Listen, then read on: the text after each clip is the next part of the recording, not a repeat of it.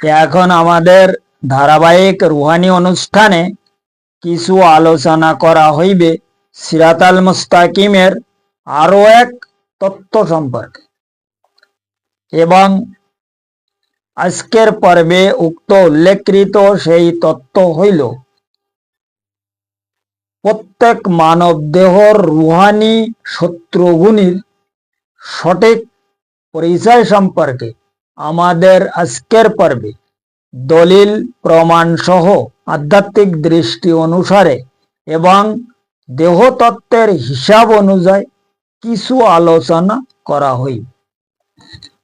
কারণ উক্ত উল্লেখকৃত সেই মহাকঠিন রুহানি বিষয়কে যদি সঠিকভাবে উপলব্ধি করা যায়, তবে বর্তমান জামানার প্রত্যেক মানব দেহর রুহানি শত্রুগুণের সঠিক পরিচয় সহ সিরাতাল মুস্তাকিমের হাকিকত সম্পর্কে জামানার প্রত্যেক ব্যক্তি আরো বহু এলেম অর্জন করার জন্য সঠিক রুহানি হিসাব অনুযায়ী এবং বাতিনি তালিম অনুসারে অবশ্যই সক্ষম হইতে পারিবে ইনশাল্লাহ তাআলা।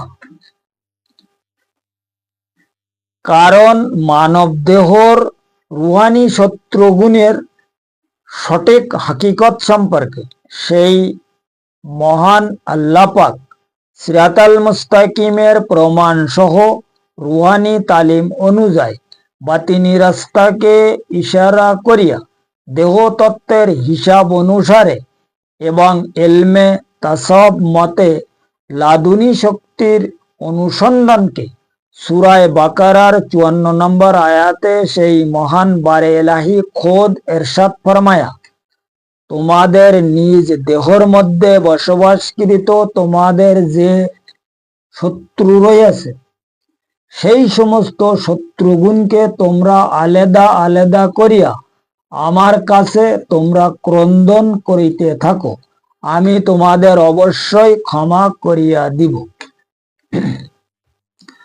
কারণ উক্ত পবিত্র আয়াতে আপনারা দেখিবেন যে ইন্দা শব্দকে সেই মহান আল্লাহ পাক ইরশাদ ফরমায়া, তাহার উক্ত পবিত্র শব্দের মানে হইল মধ্যে, অর্থাৎ মানব দেহর মধ্যে বসবাসকৃত বিভিন্ন প্রকার নফসানি রূহ মানব গোষ্ঠীর রুহানি শত্রু। এবং উক্ত পবিত্র আয়াতের সর্বপ্রথমে আপনারা খুব ভালোভাবে খেয়াল করিয়া দেখিবেন যে ফাকতুলু শব্দকে সেই মহান আল্লাহ পাক ইরশাদ ফরমায়া, তাহার উক্ত পবিত্র শব্দের মানে হইল আলাদা আলাদা, অর্থাৎ মানব দেহকৃত বিভিন্ন নফসানি রূহগুণকে দেহর মধ্যে তিনি আলাদা আলাদা করার জন্য মানব গোষ্ঠীকে নির্দেশ ফরমায়। কারণ প্রত্যেক নফসানি রূহ মানব গোষ্ঠীর রুহানি শত্রু। এই হইল মানব দেহর উক্ত রুহানি শত্রুগুণের পরিচয় সম্পর্কে সামান্য কিছু রুহানি আলোচনা এবং সিরাতাল মুস্তাকিমের আরো এক তত্ত্ব, যা প্রত্যেক মানব গোষ্ঠীর উপলব্ধি করার আসলে খুব দরকার আছে। তাই ব্যক্তি যে কোনো মাযহাবধারী হোক না কেন আর যত প্রকার এলেমদারি বিদ্যার মহাপণ্ডিত হোক না কেন এবং যত প্রকার ইবাদত বন্দিগি করুক না কেন, উক্ত রুহানি শত্রু সম্পর্কে উপলব্ধি করিতে কোনো মতে সক্ষম নহে। কারণ উক্ত নফসানি রুহুর প্রধান হইল নফসে আম্মারা, নফসে লাবামা, নফসে মুলহিমা, নফসে মুতমাইনা ইত্যাদি ইত্যাদি। এই রুহু নফসানি রুহুর একটা বিরাট একটা গ্রুপ রয়েছে। এই গ্রুপদের মধ্যে এরা হচ্ছে মেন লিডার। যেমন আমরা সূরায়ে আন-নাসের মধ্যে যে খান্নাস পড়তেছি, এটাও নফসানি মানে শয়তানের একজন আওলাদ, এও নফসানি রুহু। যার কারণে সেই মহান নবী পাক সাল্লাল্লাহু সাল্লাম তাহার সেই মহা অসীম জবান মোবারকে তিনি দুনিয়ার প্রত্যেক মানব গোষ্ঠীগুণকে এক হাদিসের মাধ্যমে ইরশাদে গ্রামীণ ফরমায়া ও আদাইকা নফসি কাল্লাতি বাইনা জানবাইকা, অর্থাৎ তিনি ইরশাদ ফরমায়া মানব গোষ্ঠীর সমস্ত শত্রু হইতে তাহাদের সবচেয়ে বড় শত্রু হইল তাহাদের দেহর মধ্যে বসবাসকৃত লতিফায় নফস, যা তিনি মানব দেহর দুই পার্শ্ব দেশের মধ্যস্থানে অবস্থান করে। এখন এই আয়াত, কোরআনের আয়াত এবং হাদিস শরীফ মতে পরিষ্কারভাবে উপলব্ধি করা যায় এই রুহানি মানব দেহর মধ্যে রুহু গুণের রুহানি শত্রু হইল নফসানি রুহ। কারণ এই আমাদের যে দেহ ঘর, এই দেহর মধ্যে দুই প্রকার রুহু বসবাস করিতে, একটা হচ্ছে নফসানি রুহু আর একটা হচ্ছে ইনসানি রুহু। এখন এরা একসঙ্গে বসবাস করিতেছে বটে, এদের একজন আরেকজনের সঙ্গে কোনো মতে মিল নেই। দিবা রাত্র সর্বসময় এদের মধ্যে ঝগড়া বিপদ মারামারি লেগিয়ে আছে, একজন আরেকজনের সঙ্গে সবসময়ের জন্য বিভিন্ন কায়দায় এদের কোনো শান্তি নেই। এখন ব্যাপার হচ্ছে এই যে রুহানিগত যেটা ব্যাপার, এই ব্যাপারটা কোনো ব্যক্তি যতক্ষণ পর্যন্ত উপলব্ধি করিতে সক্ষম না হবে, কেবল এই ইবাদত বন্দিগিরি নামাজ রোজা হজ যাকাত আর এই বিভিন্ন কিতাবি এলেম অর্জন করিয়া এই এলেমের সাহায্য মানুষকে বিশালভাবে উপদেশ প্রদান করা, এগুলো আসলে একটা, আমার মনে হয় মানুষ যে যা করতেছে এটা তাদের ব্যক্তিগত মনের ব্যাপার, কিন্তু আজ পর্যন্ত কোনো ব্যক্তি বলতে পারবে না যে আমি যে ইবাদত করতেছি এই ইবাদত আল্লাহ পাক কবুল ফরমায়া বা কবুল করিতেছে না, আমাদের এই নামাজ মঞ্জুর হইতেছে, এটা আমাদের কারোর বলার ক্ষমতা নেই। কিন্তু কোরআন পরিষ্কারভাবে প্রমাণ দিচ্ছে যে ইমানদার সেই ব্যক্তি যাহার দিল কিংবা কলব সেই মহান আল্লাহ পাকের জিকির করে। কিন্তু এই কলবকে জিকির করাবার জন্য, দিলকে আল্লাহ আল্লাহ করাবার জন্য প্রথমে এই নফসানি রুহুদের যে দুশ্মনী, এদের মধ্যে যে ঝগড়া বিপদ, এটা যতক্ষণ পর্যন্ত সমাধান না করা যাবে ততক্ষণ পর্যন্ত এই দিল কোনো সময়ের জন্য জিকির করার ক্ষমতা রাখে না, এবং আমরা ইমানদার হিসাবে দাবি করার কোনো ক্ষমতা রাখি নে। এবং ইবাদত ওই সময় কবুল হবে যখন এই দিলের মধ্যে প্রবেশ করবে। কিন্তু দিলের মধ্যে তো আমাদের এই যে নফসানি রুহু, যেটা লতিফায় নফস মানব দেহ, ও তো ঢুকে বসে আছে। এখন এই নফসানি রুহুরা রুহুদের যেমন একটা গ্রুপ আছে, ইনসানি রুহুর একটা গ্রুপ আছে। কারণ ইনসানি রুহুদের মধ্যে সর্বপ্রথম তো কলব, আর এই কলবের মধ্যে চারটে প্রাণী রয়েছে, কলবে সানোয়ার, কলবে সেলিম, কলবে মুনিব, কলবে শহীদ। উদারে আরো রয়েছে সির, খফি, আফা, আনা, এই সব ইনসানি রুহু, এদেরকে সামাবি আরবা বলা হয়। এই রুহু সামাবি আরবা মানে আসমানি রুহু। এখন এই রুহুদের একটা গ্রুপ আছে আর নফসানি রুহুদের একটা গ্রুপ আছে, যে কারণে আজকে আমাদের এই প্রোগ্রাম, আমাদের যে আজকের টপিক, যে আলোচনা বলা হয় যেটারে, এই আলোচনার মূল বিষয় হইল কি মানব দেহর রুহানি শত্রু গুণের সঠিক পরিচয়। এই মানব দেহ রুহানি শত্রুর শত্রু হইল এই রুহুরা। রুহুদের শত্রু রুহু হবে, যেমন মানবের শত্রু মানব। এখন মানব আলাদা জিনিস আর রুহ হচ্ছে আলাদা জিনিস, কিন্তু এই রুহু আমাদের মানব দেহর মধ্যে বসবাস করে। আর এদের এই যে সমস্যা, যে রুহানি সমস্যা, এদের যে রুহানি সংসার, এই রুহানি সংসারের এদের যে রুহানি সমস্যা, এইটা সমাধান করার দায়িত্ব হচ্ছে মানব। এখন যার দেহর মধ্যে এই সমস্যা, সেটাকে কিন্তু সমাধান করবে, অন্য কেউ করবে না। এখন এইটা তার নিজের কিন্তু এ ব্যাপারে সমাধান করার কোনো পাওয়ারে নেই। কারণ এই কারণে এখানে আল্লাহ কোরআন পাঠাইছে, বড় বড় পয়গম্বরদের পাঠাইছে, এবং নবী পাকের মানবীয় পোশাক পরিধান করায়া এই দুনিয়ার জমিনে তিনি আবির্ভাব ঘটায়া কি জন্য? শুধুমাত্র এই রুহানি সমস্যাকে সমাধান করার জন্য। কারণ আল্লাহ পাকের অরিজিনাল সম্পর্ক হইল রুহুর সঙ্গে, এই আমাদের দেহর সঙ্গে তার কোনো সম্পর্ক নেই। কারণ দেহ তিনি বানায়নি, না দেহ ওপর থেকে আসছে। এ দেহ ওপরে যাওয়ারও ক্ষমতা রাখে না। এই দেহ খতম হওয়ার পরে জমিনে দাফনাই দেওয়া হবে। কিন্তু সবাই জানে এই রুহু ওপর থেকে এসেছে এবং ওপরে যাবে, এবং ওপরে তাকে নিয়ে যাওয়া হবে। যদিও সে না যেতে পারে, তাকে নিয়ে যাওয়া হবে। এরপরে এখানে এই যে আমাদের ডাইন সাইডে যে আদি রুহ আছে, এই রুহুকে সবাল করার জন্য, এর সহযোগিতার জন্য আল্লাহ পাক আরো বহু রুহ পাঠাইতেছে। এখন এই সমস্ত রুহ হইল আমাদের আমানত, মানে তাহার তরফ থেকে আমাদেরকে আমানত বস্তু হিসাবে তিনি প্রদান ফরমায়। এখন এই সমস্ত নফসানি আর এই ইনসানি রুহুর যে একটা সমস্যা, এটা আমরা যদি সমাধান করিতে সক্ষম হই, তো সর্বপ্রথমে কি করতে হবে? নফসের তাজকিয়া। এখন নফসের তাজকিয়া করলে কলবের তাজফিয়া হয়, আর কলবের তাজফিয়া হলে হক্কুল একিন আসে, এবং হক্কুল একিন হওয়ার পরে কাশফি ইমান সৃষ্টি হয়। আর যে ইমানের সাহায্য আমাদের রুহু তাজাল্লি, এই ইমান যতক্ষণ পর্যন্ত আমাদের সৃষ্টি না হবে ততক্ষণ পর্যন্ত রুহু তাজাল্লি হতে পারে।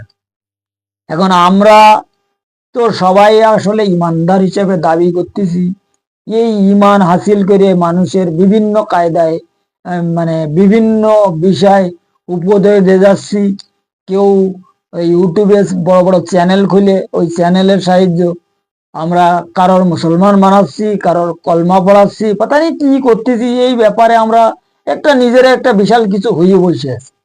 যেমন আমি এই কালকে না কবে দেখলাম ইউটিউবে যে একজন মানে বলতেছে, সে একজন একজন বিশ্বস্ত মানুষ, যে জাকির নায়েক নাকি ফরমায়া বলিয়াছে যে আমার কাছে আল্লাহর তরফ থেকে এলহাম আসে, ও আছে আল্লাহর দায়ী।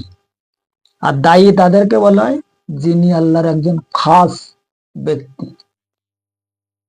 এখন এই ইনি এর কাছে আল্লাহর এলহাম আসে, কার কাছে? জাকির নায়েকের কাছে।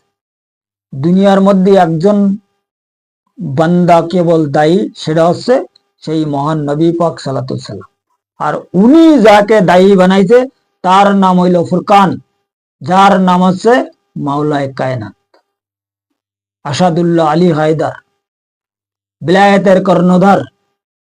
এই ব্যক্তি হচ্ছে ফুরকান, তিনি যেটা করবে ওটা রাইট, আর উনি যেটা বলবে ওটা রাইট।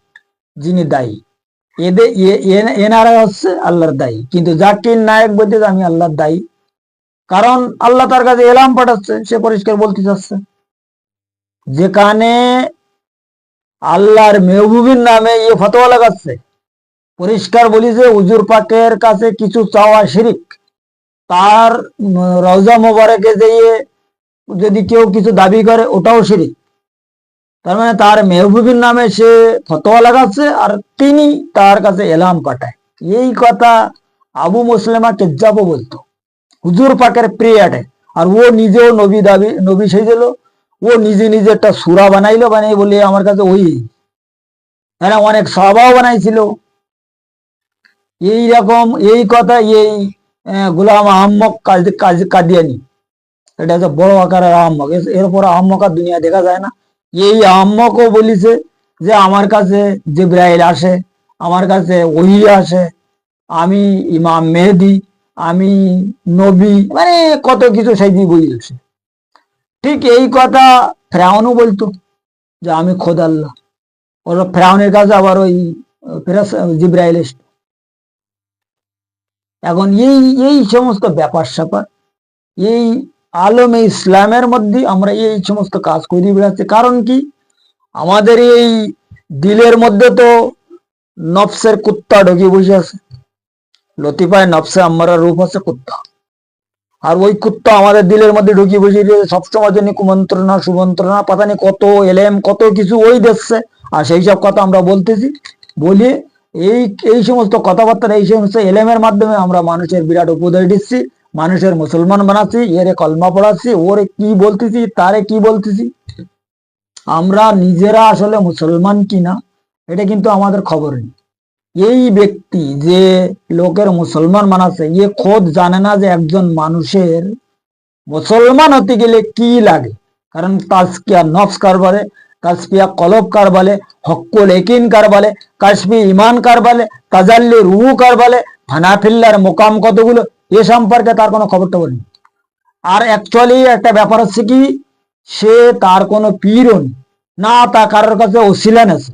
অবশ্য সে কোরআন হাদিস নিয়ে লোকের খুব বয়ান দিচ্ছে, লোকের বিরাট মুসলমান বানাচ্ছে। এখন ওই ব্যক্তি মুসলমান কিনা এটা আলমে ইসলামের মধ্যে আরো যারা আছে তারা ভালোভাবে বিচার করলে বোঝা যাবে যে ইয়ে কত বড় একটা কাট্টার কাফের।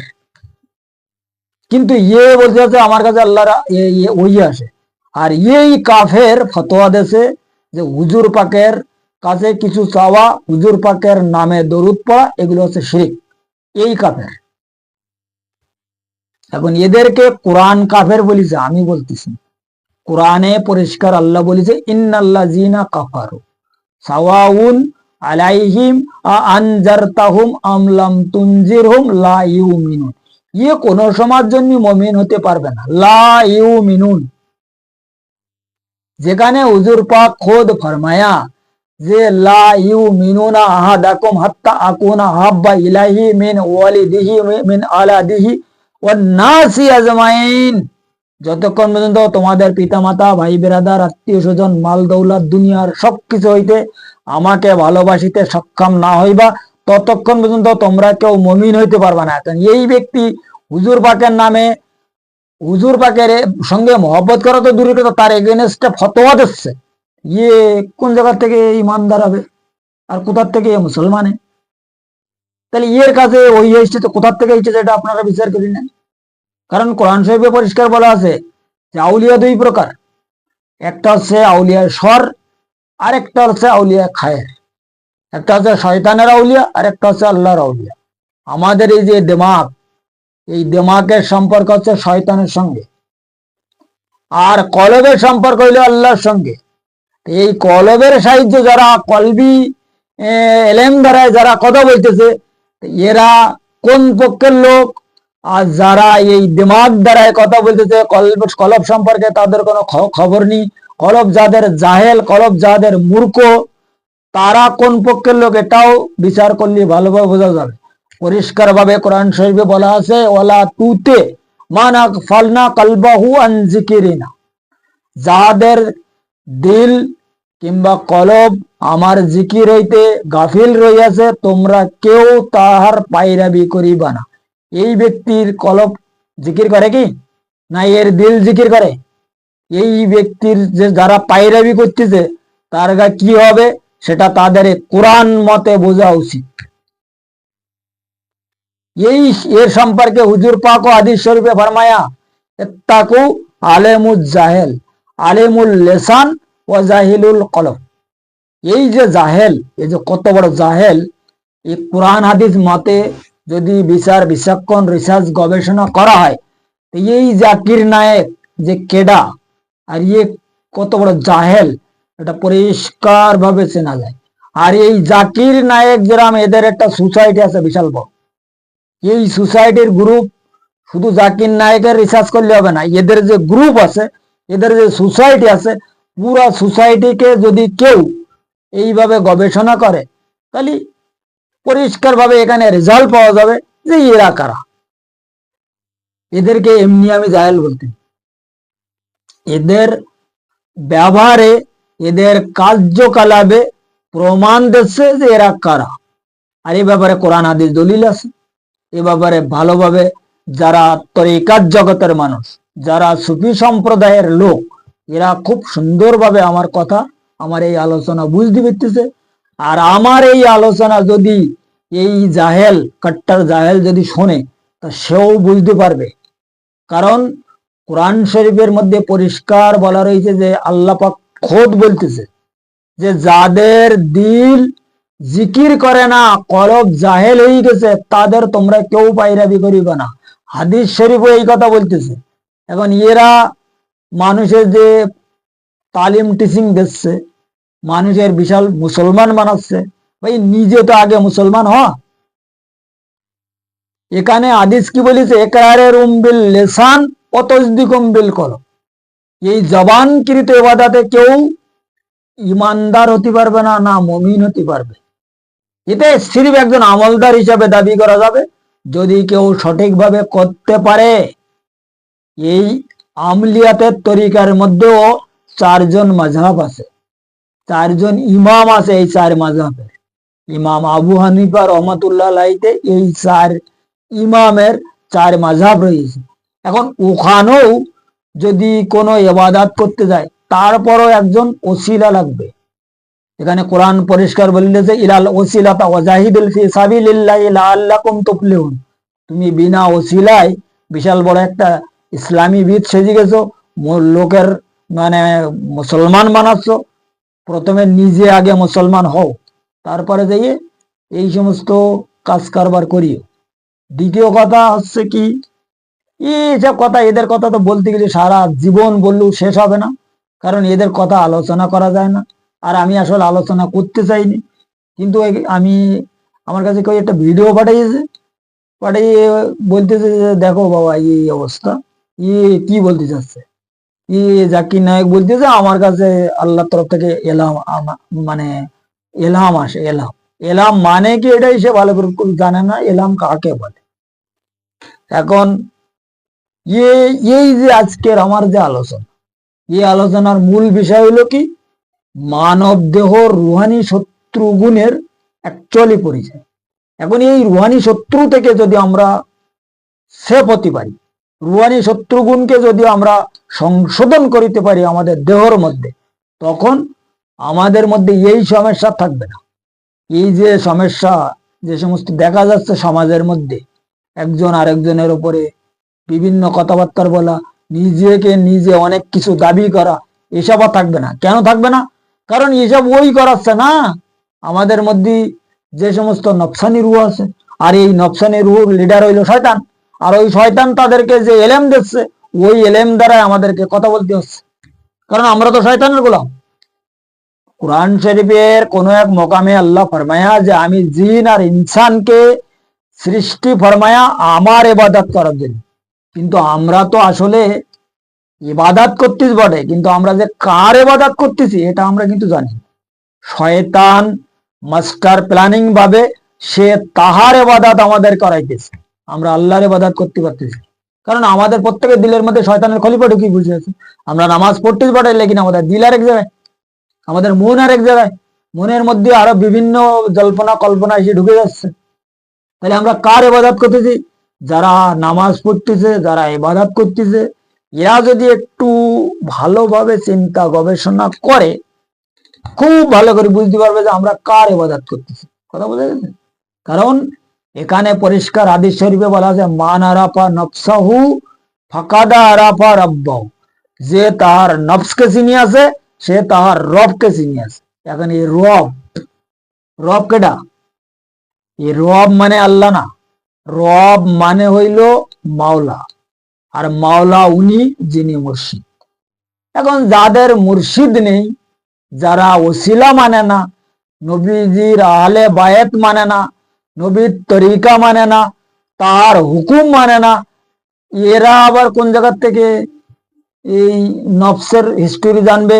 তাদের নফস কিভাবে তাজকিয়া হবে, কলবের কিভাবে তাসফিয়া হবে, হক্কুল একিন কোথার থেকে পাবে, কাশফি ইমান কিভাবে পাবে, আর তাজাল্লি রুহু কোথার থেকে সৃষ্টি করবে।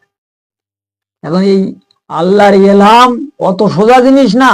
আল্লাহর এলহাম পর্যন্ত পৌঁছতে গেলে অনেক কিছু করতে হয়।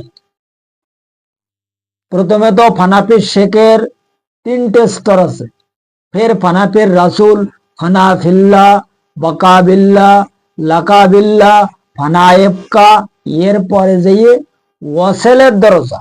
এই ওয়াসেলের দরজায় যদি কেউ পাশ করিতে পারে, তখন হয়তো আল্লাহর তরফ থেকে কোনো কিছু আসতে পারে। ওবি হুজুর পাকের যদি অনুগ্রহ মোবারক তা আমাদের প্রতি সে নিজ গুণে করে, আগে কারোর এখানে বলার অধিকার নেই। কারণ এই দিদারে এলাহিকৃত যে এলেম, এটা হচ্ছে তাহার একমাত্র স্পেশাল এলেম। তিনি যাকে প্রদান ফরমাইবে সেই ছাড়া দিদারে এলাহির স্তর কেউ পাবে না। আর দিদারে এলাহি ছাড়া কোনো ব্যক্তির ওপরে এলাম, এলকা, ফরসাদ, খাতিরি হক ইত্যাদি এসব বস্তু আসতে পারে না।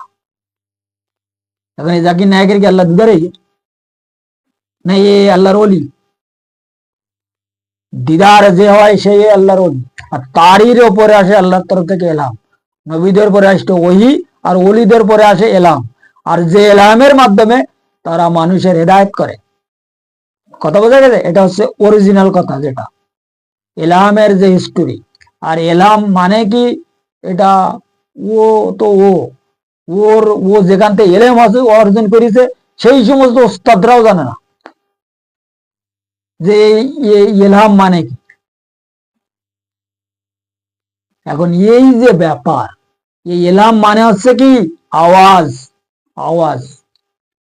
এখন এই আওয়াজ মুর্শিদের আওয়াজের সঙ্গে মিল থাকা লাগবে, তখন বোঝা যাবে যে এটা আল্লাহর তরফ থেকে আওয়াজ আইছে। নাইতে অন্য আওয়াজ যদি আসে তাহলে ওটা শয়তানের আওয়াজ। যে কারণে যখন তার কাছে ওহি আসতেন, কোরআনের ওহি জিব্রাইলের মাধ্যমে পাঠাতেন। কেন আল্লাহ ডাইরেক্ট ওহি পাঠাতে পারতেন না? ওহি ইলাহির মাধ্যমে। ওহি ইলাহির মাধ্যমে তো বহু ওহি কিন্তু সেটা বাইরে প্রকাশ করেনি, সেটা তার ভিতরে কলব পর্যন্ত সীমিত রয়ে গেছে। আর যেটা প্রকাশ করা এলেম, এটা জিব্রাইলের মাধ্যমে পাঠানো হয়েছে, কারণ মাঝখানে যেন উস্তাদ এসে ডিস্টার্ব না করে যায়। এই উস্তাদের কারণে এই এলহামের ব্যাপারটা ঠিক তদ্রূপ। এলহামের সঙ্গে যদি মুর্শিদের আওয়াজ না থাকে তো এখানে সব ভেজাল। এখন এই সব লোকের কাছে যে এলহাম আসতেছে, কোন এলহাম আসতেছে এটা তারা বুঝুক ভালোভাবে। আমি বলতেছি না যে তার কাছে এলহাম আসে না, এলহাম তার কাছে আসতেছে, একদম সত্যি কথা, সঠিক। এটা সে যা বলতেছে একদম সঠিক, কিন্তু এই এলহামটা কার এটা বুঝতে হবে। এলহামের সঙ্গে যে একটা পরিচয়, এলহামের যে হিসাব কিতাব, এটা যদি তার মিল থাকে তাহলে সে এলহাম আল্লাহর তরফ থেকে এসেছে, আর নাইতে শয়তানের তরফ থেকে এসেছে। কারণ এখানে পরিষ্কার বলা রয়েছে না, আউলিয়া দুই প্রকার, একটা শয়তানের আউলিয়া আর একটা হচ্ছে আল্লাহর আউলিয়া। দেমাকের সম্পর্ক হচ্ছে শয়তানের সঙ্গে। এর কাছে দেমাকি এলেম, তো এর কাছে কলবি এলেম আছে কি না? কলবি ব্যাপারে সে কোনো সাবজেক্ট জানে না, কলবের কোনো ফাংশন সে বলতে পারে। তার কাছে জিজ্ঞাসা করো যে কলবের জিকির কি, কলবের রং কি, কলবের মধ্যে কতগুলো রুহ আছে। আর এই রুহ সম্পর্কে, যে 4 জন রুহ আছে কলবের মধ্যে, এ সম্পর্কে কোরআন শরীফে বলা আছে। সে তো কোরআনের বিরাট ওস্তাদ, সে একজন কোরআনী মাস্টার। তা আমার বলুক না যে কলবের এই 4 কলব সম্পর্কে কোরআন শরীফের মধ্যে কোন কোন জায়গায় বলা রয়েছে, তাহলে আমি বুঝবানে। এই জন্যই এসব সম্পর্কে আপনারা কেউ মন দিয়েন না। এই সম্পর্কে যখনই আপনারা বিভিন্ন মানে মনা হয়ে যাবেন, বিভিন্ন কথাবার্তা শুনতে যাবেন, আর ওইটা নিয়ে গবেষণা করতে যাবেন, আপনাদের নিজেদেরই ইবাদত বন্দিগিরি খারাপ হয়ে যাবে। কারণ এদের সম্পর্কে বিলকুল দেখা যাবে না, না কথা বলা যাবে। ইয়ে যা প্রত্যেক করুক, ইয়ে বুঝবে না। ফি নারি জাহান্নামা খালিদিনা উলাইকা ফি দালালিম মুবিন। এদের দিল পাথরের চেয়ে ও শক্ত হয়ে গেছে, যেমন আবু জেলের হয়েছিল। এই দিলের মধ্যে কোনো নসিহত আর প্রবেশ করবে না। ও যা জানে ও তাই বলবে, আর ও যা করতেছে ওদের করতে দাও। এ সম্পর্কে আমাদের কথা বলা বিলকুল জায়েজ। এই হলো আজকের মানে আলোচনার একটা মূল বিষয়। আর এই মানে মানব দেহ রুহানি শত্রু গুণের হিসাব কিতাব সম্পর্কে যদি কারোর আরো পরিষ্কারভাবে জানা বোঝার ইচ্ছা হয়, তা আমার ডিসক্রিপশনে নাম্বার আছে। এই নাম্বারের সাহায্যে যদি আমাদের সঙ্গে কেউ সম্পর্ক করে, তাহলে তাদের আরো পরিষ্কারভাবে জানাই দেওয়া হবে, বুঝাই দেওয়া হবে, শিখাই দেওয়া হবে। এই রাস্তায় কেউ যদি চলিতে চায়, এই রুহানি সমস্যার কেউ সমাধান করিতে চায়, অতএব সিরাতাল মুস্তাকিমের রাস্তায় কেউ দাখিল হইতে চায়, তাদেরকে এই রাস্তায় অবশ্যই সামিল করা হইবে, বা এই রাস্তা সম্পর্কে উপদেশ প্রদান করা হইবে, বা এই রাস্তায় চলার জন্য গাইডও করা হয়। যদি কেউ এই রাস্তায় চলিতে চায়, এখন ব্যাপার হইল এই, চলাওয়ালা হোনা সেই হিম্মতে বান্দা তো মর্দে খোদা। এখন আমাদের মধ্যে যদি হিম্মত না থাকে, খোদা কোনো সময় মরদ হতে পারবে না। এই জন্য আমার কথা হচ্ছে, যাদের এই রাস্তায় কাজ করার ইচ্ছা আছে তাহারাই আমার কাছে যদি ফোন করে তাহলে খুব ভালো হবে। এই যে বিভিন্ন ফালতু ফোন, ফালতু কথাবার্তা, এগুলো আমাদের ভালো লাগে না, আর আমি এগুলো পছন্দই করি। এই জন্যই অনেকে অনেক প্রকারের কথাবার্তার ফোনের মাধ্যমে বলে, অনেক কথাবার্তা শুনি, কিন্তু এইসব কথাবার্তা আমি বুঝি। বাধ্যতামূলক যখন ডিসক্রিপশনে নাম্বার দেওয়া আছে, ইউটিউবে আমার চ্যানেল আছে, ভিডিও আমি মানে কথা বলতেছি, এই হিসাবে তাদের ফোন রিসিভ করা হয়। নাইতে অনেকে তো রিসিভ করিই নি, আমি ফোন আসলে বুঝতে পারি যে কোথা থেকে এসেছে, কেতে কি ফেরা, এই জন্য অনেকে তো রিসিভ করিনি। কিন্তু সবচেয়ে বড় সমস্যা হচ্ছে কি, যারা এই রাস্তা সম্পর্কে আইডিয়ার করার ইচ্ছা আছে, চলার ইচ্ছা আছে, তাহারাই আমার কাছে ফোন করলি আমি খুব সন্তুষ্ট হব। নাই যে অন্য লোক আমার কাছে যদি না ফোন করে, তাহলে আমি খুব ভালো থাকবো। এই হলো আজকের মেন কথা। যাই হোক, আজকের আলোচনা এই পর্যন্ত রাখা হইল। আগামী পর্বের সিরাতাল মুস্তাকিমের রুহানি বিষয় আরো কিছু আলোচনা দলিল প্রমাণ সহ করা হইবে ইনশাল্লাহ তাআলা, যদি মুর্শিদ কেবলা তাহার নিজ গুণে আমার প্রতি দয়া ফরমায়। তো